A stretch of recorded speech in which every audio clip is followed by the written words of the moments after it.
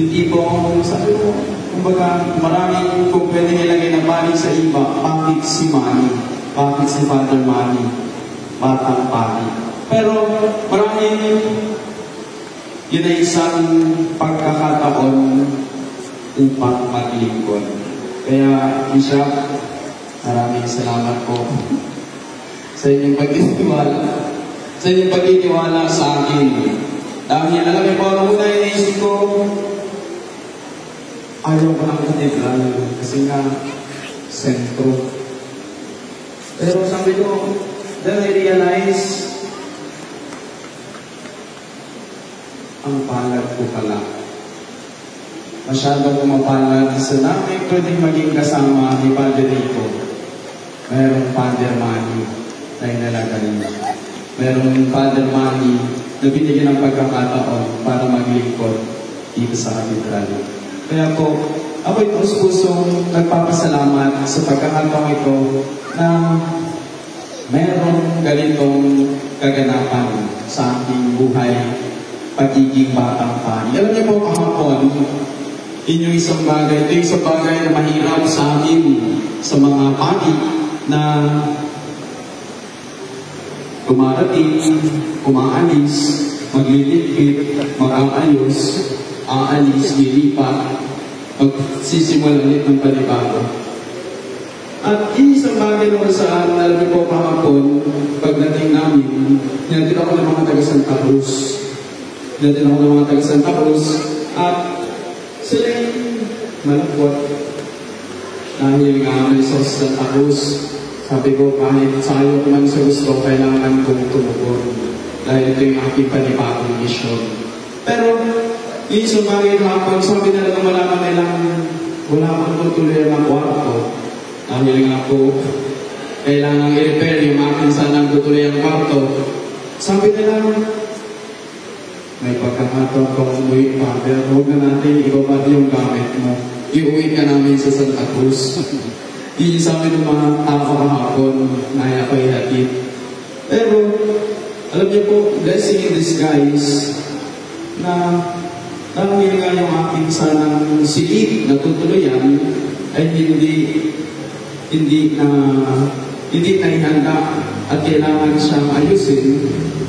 Alam niyo po, ito yung pagkakataon ko ng saan naging katapat ko ng kwarto si Bishop Bart.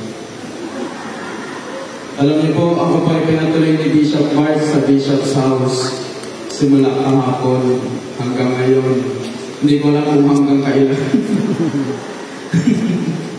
Pero po, sabi ko, talagang mahal na mahal ako ni Lord. Hindi man naging okay yung aking tutulayan sa kwarto sa rectory, pero naman, tignan niya naman po ang kapalit. Katabi ko ang kwarto, si Bishop Bart. Kaya sabi ko, ang galing-galing ni Lord.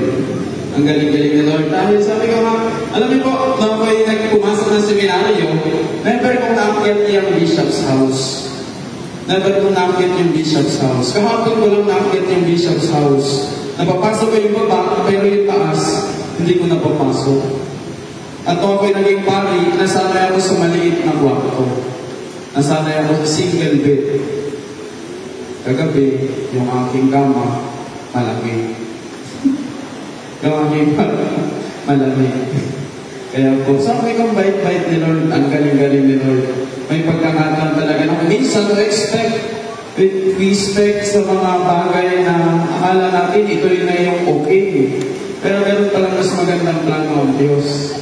No? Sa 2 araw na po, siguro sa pagiging pari, hanggang ako'y tumanda, madadala ko yung kwentong ito. Ng 2 araw, 3 araw, naging kasama ko ang obispo sa bahay. At ako'y kanyang pinatuloy. Hindi ko makakalimutan yan. Kaya ang kwento ko yan hanggang tumanda ka na kong pari. Ang kwento ko, Bishop Bart. Pinatuloy ako sa kanyang bahay. Kaya po, sa ating buhay, maraming ito isang pagkakataon maganda makita natin yung pagpapala ng Diyos. Kaya nga po kanina, kapag pinapakinggan ko yung mga kwento, kapag pinapakinggan ko yung mga kwento kanina, sabi nila, welcome po kayo sa aming sabayan siya, sa mga maliit na chapel. Alam niyo po, ako'y nanggaling sa Santa Cruz. At ang Santa Cruz ay ang aking ikalawang assignment. Yung aking assignment sa Santa Cruz, habang tinitingnan ko yung schedule dito, napapangiti ko ako. To be honest, napapangiti ako. Bakit? Dahil muna sa lahat, yung aking schedule sa Santa Cruz, mayroon akong misa, Sabado, Linggo, mahina yung 8 misa. Alas 6, 7:30, alas 9, alas 11, alas 3, 4:15, 5:30, 6:45. Kung minsan mayroon pang patay